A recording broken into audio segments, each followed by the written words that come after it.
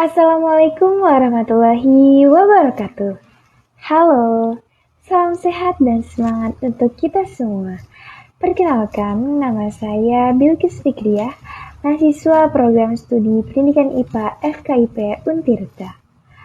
Video pembelajaran interaktif ini saya buat dalam rangka ujian tengah semester mata kuliah pengembangan ICT dan media pembelajaran. Sebelum kita mulai, saya ingin Anda bayangkan 100 skenario ini. Seorang guru IPA ingin mengajarkan materi sistem peredaran darah. Guru A hanya menggunakan buku teks. Guru B menggunakan video animasi 3 dimensi. Guru C menggunakan aplikasi simulasi di mana siswa masuk ke dalam pembuluh darah virtual. Pertanyaan saya, mana yang lebih efektif dan bagaimana cara kita tahu media mana yang tepat untuk situasi tertentu? Itulah yang kita akan pelajari hari ini. Video pembelajaran ini mengangkat topik pemilihan media pembelajaran IPA untuk SMP dan MTS. Topik ini sangat strategis karena berada di persimpangan antara teori tentang jenis-jenis media yang sudah kita pelajari sebelumnya, dengan praktik nyata pengembangan media e-learning yang akan kita lakukan ke depan. Nah, mengapa saya memilih topik ini? Ada 3 alasan kuat. Pertama, relevansi profesi. Sebagai calon guru IPA, kemampuan memilih media adalah kompetensi penting yang tidak bisa kita hindari. Memilih media yang salah bisa membuat siswa kita bingung, bosan, bahkan salah paham tentang konsep IPA. Kedua, kekayaan aspek. Topik ini menyentuh banyak hal sekaligus. Psikologi belajar, teknologi pendidikan, dan pedagogi IPA. Dan yang ketiga adalah relevansi kekinian. Di era Society 5.0 ini, guru harus cerdas memilih media digital yang sesuai dengan gaya belajar generasi yang akan kita hadapi di masa depan. Pada akhir video ini, teman-teman akan mampu mengidentifikasi kebutuhan siswa, termasuk gaya belajar dan tingkat pemahamannya.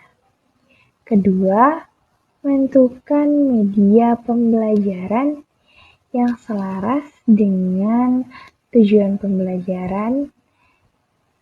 Dan yang ketiga, menguraikan prinsip, kriteria, alasan, dan prosedur pemilihan media secara sistematis.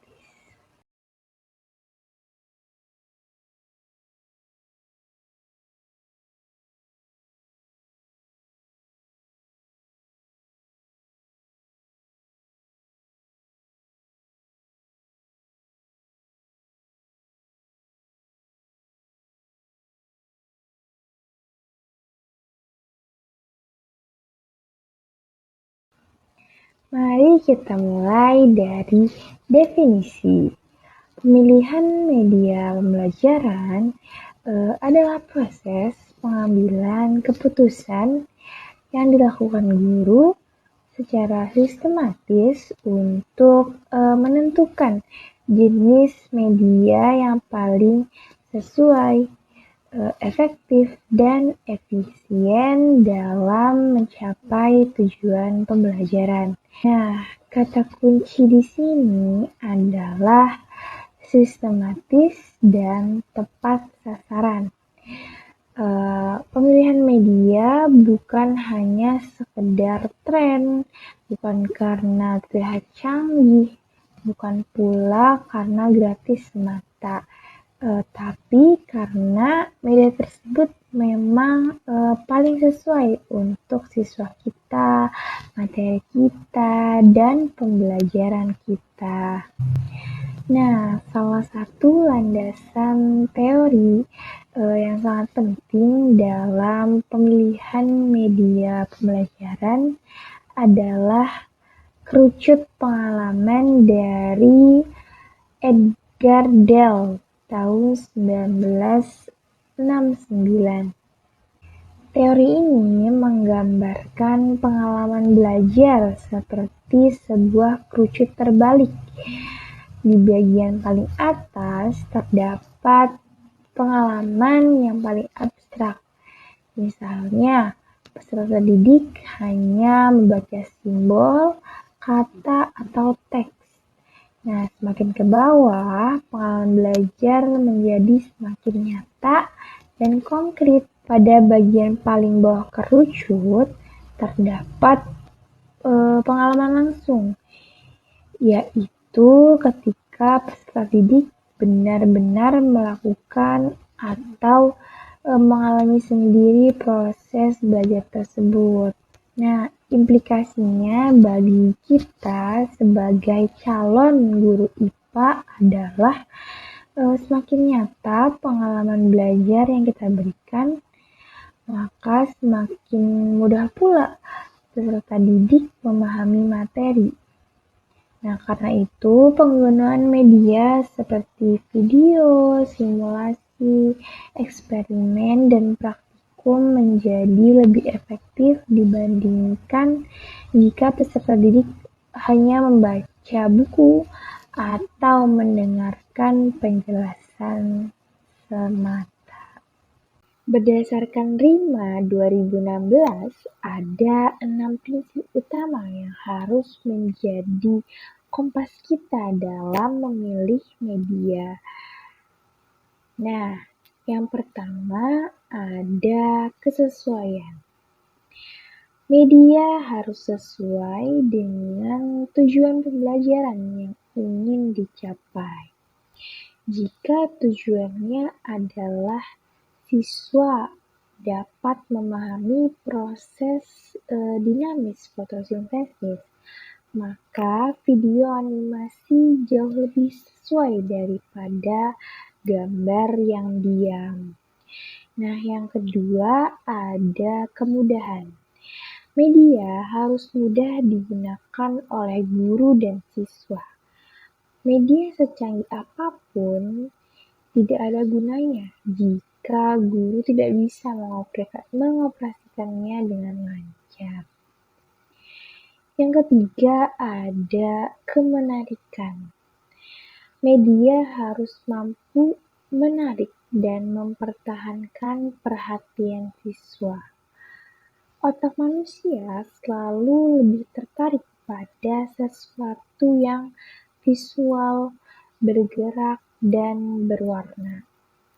Nah, dan yang keempat ada kemanfaatan. Nah, manfaat yang dihasilkan harus sebanding dengan usaha dan biaya yang dikeluarkan. Jangan habiskan 20 jam membuat animasi hanya untuk menyampaikan fakta sederhana yang bisa dijelaskan dalam satu kalimat. Nah, yang kelima ada kesesuaian. Media harus sesuai dengan tahap perkembangan kognitif siswa. Nah, siswa SMP berada di tahap formal operasional Piaget, yang berarti mereka sudah mampu berpikir secara abstrak dengan bantuan representasi visual yang tepat. Nah, dan yang terakhir ada ketersediaan. Jangan pilih media yang tidak tersedia atau tidak terjangkau di konteks sekolah kita. Media terbaik adalah media yang bisa benar-benar digunakan, bukan hanya ideal di atas kertas. Oke, selanjutnya yaitu kriteria pemilihan media pembelajaran IPA. Menurut Ashar 2011, dalam pembelajaran IPA media harus dipilih secara tepat agar mampu membantu siswa memahami konsep dan mencapai tujuan pembelajaran. Nah, menurut Ashar, ada 4 kriteria utama yang perlu diperhatikan. Pertama, kesesuaian dengan tujuan pembelajaran. Media harus membantu siswa mencapai kompetensi dasar dan indikator yang telah ditetapkan. Selain itu, media perlu menyesuaikan tingkat keabstrakan konsep IPA. Contohnya pada materi sistem pernapasan manusia. Video animasi 3 dimensi lebih efektif dibanding gambar diam karena prosesnya terlihat lebih jelas. Kedua, ada kesesuaian dengan karakteristik siswa. Guru perlu mempertimbangkan usia, perkembangan kognitif, gaya belajar, pengetahuan awal, serta minat belajar siswa. Misalnya, siswa yang lebih dominan visual lebih mudah memahami materi melalui gambar atau video. Yang ketiga yaitu kriteria teknis dan praktis. Media harus mudah digunakan, didukung sarana seperti listrik atau internet, biaya yang terjangkau, serta mudah disimpan dan dibagikan kepada siswa. Nah, yang keempat yaitu kriteria pedagogis. Media harus mampu melibatkan siswa secara aktif, mendukung pembelajaran yang berpusat pada siswa, memberikan umpan balik, serta selaras dengan pendekatan saintifik. Selanjutnya, faktor penentu. Menurut Hussein 2021, mengidentifikasi bahwa keputusan pemilihan media dipengaruhi oleh 2 faktor. Yang pertama ada faktor internal, yaitu dari dalam diri guru. Kompetensi teknis guru, kreativitas, pemahaman terhadap karakteristik siswa, dan pengalaman mengajar. Yang kedua ada faktor eksternal, yaitu dari lingkungan. Ketersediaan sarana prasarana, kebijakan sekolah, kondisi ekonomi siswa, konektivitas internet, dan anggaran. Nah, guru yang bijak adalah guru yang mampu mengoptimalkan faktor internal untuk mengkompensasi keterbatasan faktor eksternal. Artinya, ketika sekolah tidak memiliki internet, guru yang kreatif akan mengunduh materi terlebih dahulu dan menggunakannya secara offline. Sebelum memilih media, langkah paling pertama yang harus kita lakukan adalah mengidentifikasi kebutuhan siswa. Ada 3 dimensi utama yang harus kita ketahui. Yang pertama ada gaya belajar. Model FAK dari Fleming dan Mills membagi gaya belajar menjadi visual, auditory, dan kinestetik. Siswa visual belajar paling baik melalui gambar, diagram, dan video. Siswa auditory lebih mudah menyerap lewat penjelasan verbal dan diskusi. Nah, siswa kinestetik belajar optimal melalui pengalaman langsung seperti praktikum dan simulasi. Dalam satu kelas yang kita ajar, kemungkinan besar ketiga tipe siswa ini ada sekaligus. Nah, maka idealnya media yang kita pilih mampu mengakomodasi ketiga gaya belajar ini. Yang kedua, ada tingkat pemahaman awal. Lakukan peer assessment sebelum menentukan media. Siswa dengan pemahaman rendah butuh media yang lebih konkret dan sederhana. Nah, siswa dengan pemahaman tinggi bisa diberikan media yang lebih kompleks dan abstrak. Nah, yang ketiga ada minat dan motivasi. Siswa yang tertarik pada teknologi akan lebih antusias dengan media digital interaktif. Nah, siswa yang lebih suka berdiskusi akan lebih terlibat dengan media kolaboratif. Nah, menurut Fikri dan Madonna, ada 7 langkah sistematis dalam prosedur pemilihan media. Yang pertama ada analisis tujuan pembelajaran, mulai dari KD dan indikator. Apa yang ingin siswa capai? Nah, yang kedua ada analisis karakteristik siswa.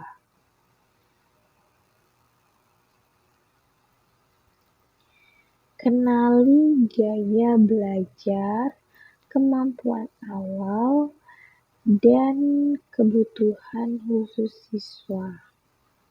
Nah, yang ketiga ada analisis materi. Seberapa abstrak sih konsep IPA yang akan diajarkan? Apakah konsep ini dinamis atau statis? Yang keempat ada inventarisasi media.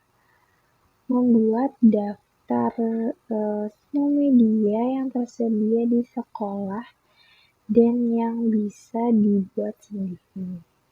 Nah, yang kelima ada evaluasi dan perbandingan. Bandingkan media alternatif menggunakan matriks kriteria.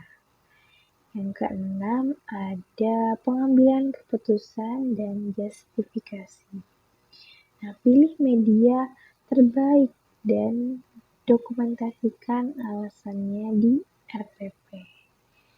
Nah, langkah yang ketujuh ada evaluasi penggunaan. Nah, setelah digunakan, refleksikanlah aktivitasnya. Nah, apakah perlu diganti atau dimodifikasi?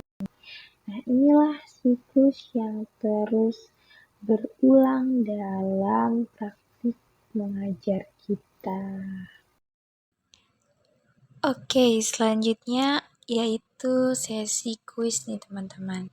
Nah, di kuis ini saya menyiapkan 5 soal. Nah, kuis ini untuk mengukur pemahaman teman-teman terhadap materi yang saya sampaikan tadi. Nah, untuk soal yang pertama yaitu seorang guru IPA ingin mengajarkan KD tentang perubahan wujud zat. Siswa di kelasnya mayoritas bergaya belajar visual. Media manakah yang paling tepat dipilih? A. Ceramah verbal tanpa alat bantu. B. Animasi proses perubahan wujud. C. Hanya membaca buku teks. D. Menghafal definisi perubahan wujud.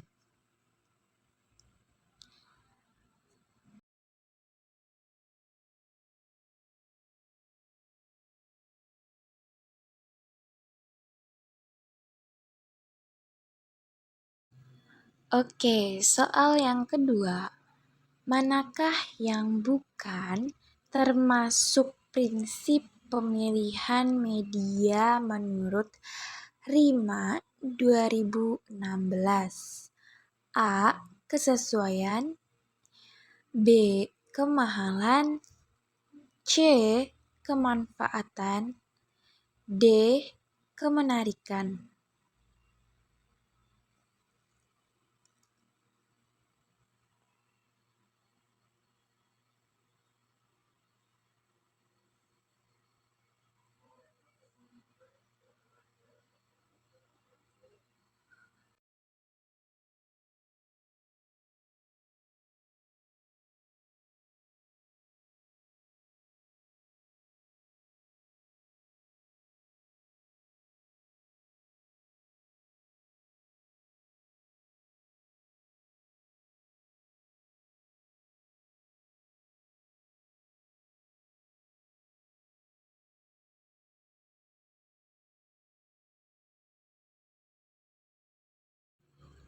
Oke, soal yang ketiga.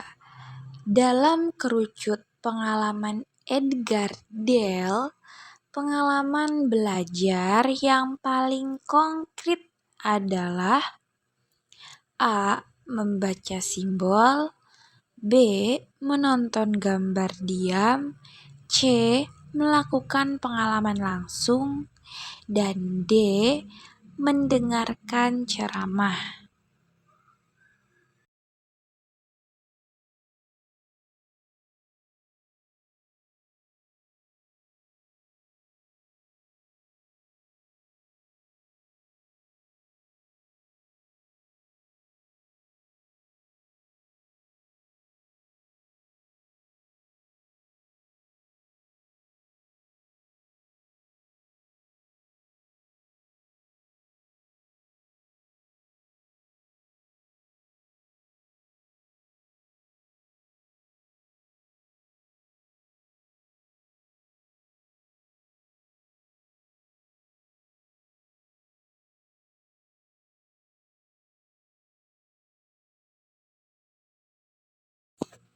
Oke, selanjutnya yaitu soal nomor 4.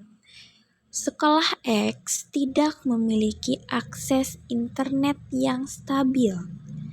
Sebagai guru IPA, strategi pemilihan media yang paling tepat adalah A. Tetap menggunakan media streaming online, B. Mengunduh video terlebih dahulu dan menggunakannya secara offline, C. Tidak menggunakan media digital sama sekali, dan D. Menunggu internet tersedia.